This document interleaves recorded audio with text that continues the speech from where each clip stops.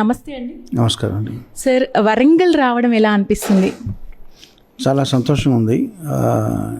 వరంగల్ రావడం first time.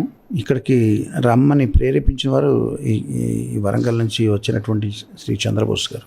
So ఆయన motivate చేస్తే నేను రావడం జరిగింది. తెలుసు, సరస్వతీమాత ఉండే చోటు అని భావిస్తూ ఉంటాము. అలాంటి ఇక్కడ ఈ వాతావరణంలో ఇలాంటి వార్షికోత్సవాలు జరగడమే కానీ ఇక్కడ పిల్లల గురించి మీకు ఎలా అనిపించింది?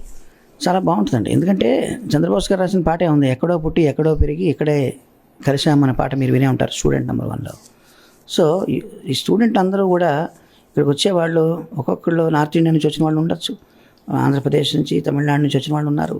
ఇక్కడ విద్యను అభ్యసించడం అనేది ఏ యూనివర్సిటీకైనా సరే అది అందులో ఉండే చాలా చక్కటి వాతావరణం. ఇట్లాంటివి చాలా ఇంపార్టెంట్. ఈ మధ్యలో ఇట్లాంటి ఈవెంట్లు, ఫంక్షన్స్, ప్రోగ్రామ్స్ అన్నీ కూడా.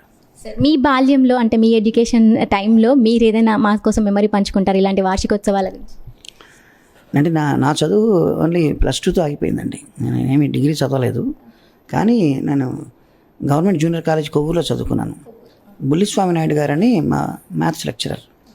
ఆయన ఈ అకాడమిక్ టైమింగ్స్లో కాకుండా సెపరేట్గా మమ్మల్ని 1 గంట ఎర్లీగా రమ్మనేవాళ్ళు కాలేజీకి. ఏంటంటే ఆ మ్యాథ్స్ సబ్జెక్ట్లో మమ్మల్ని ఇంకొంచెం సానపెడదామని. ఆ ఎక్స్ట్రా 1 అవర్ 2 అవర్స్ పనిచేసిన దానికి గవర్నమెంట్ ఆయనకి జీతం ఇచ్చేది కాదు.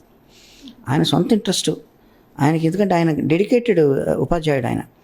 దాని ఫలితంగా గవర్నమెంట్ జూనియర్ కాలేజీ కొవ్వూరు అనే కాలేజీకి చాలాసార్లు స్టేట్ ఫస్ట్ వచ్చింది ఆంధ్రప్రదేశ్. అప్పుడు అన్డివైడెడ్ ఆంధ్రప్రదేశ్లో ఆ చిన్న కాలేజీకి స్టేట్ ఫస్ట్ రావడం ఏది మ్యాథ్స్ సబ్జెక్ట్లో. సో అట్లాంటి ఆయన గురించి చెప్పాలంటే ఒక బుక్ రాయొచ్చు. సో ఇట్లాంటి చాలా మరుపురాని అనుభవాలు ఉన్నాయి నాకు కాలేజ్ జీవితంలో. నేను డిగ్రీ చదువుంటే ఇంకా ఎక్కువ ఉండేవేమో, బట్ ఉన్నంతలో నాకు కూడా నా కాలేజ్ లైఫ్ చాలా నాకు ఇష్టం అండి. తర్వాత ఎప్పుడైనా వెళ్ళారా సార్? 2-3 సార్లు వెళ్ళానండి. ఫైనల్గా ఇప్పుడున్న యూత్కి మీ మెసేజ్ ఏంటి? యూనివర్సిటీ తరపునే కానీ, ఎస్ఆర్ తరపునే కానీ, ఇప్పుడున్న ఎడ్యుకేషన్ సిస్టమ్ గురించే కానీ.